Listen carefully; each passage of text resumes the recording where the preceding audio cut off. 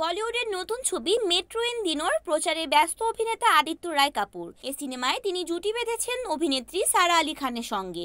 সম্প্রতি এক সাক্ষাৎকারে আদিত্য রায় তার ব্যক্তিগত জীবন ও প্রেম বিচ্ছেদের অভিজ্ঞতা শেয়ার করেন। প্রেমে ব্যর্থ হলে বা হৃদয় ভাঙার পর কি করেন অভিনেতা, এমন এক প্রশ্নের জবাবে আদিত্য জানান, তিনি এমন সময় নিজের ঘর গোছাতে পছন্দ করেন। তিনি বলেন, আমি হয়তো আমার দাবা খেলি বা টয়লেট পরিষ্কার করি, যেভাবেই হোক নিজেকে যে কোনো কাজে নিজেকে ব্যস্ত রাখি।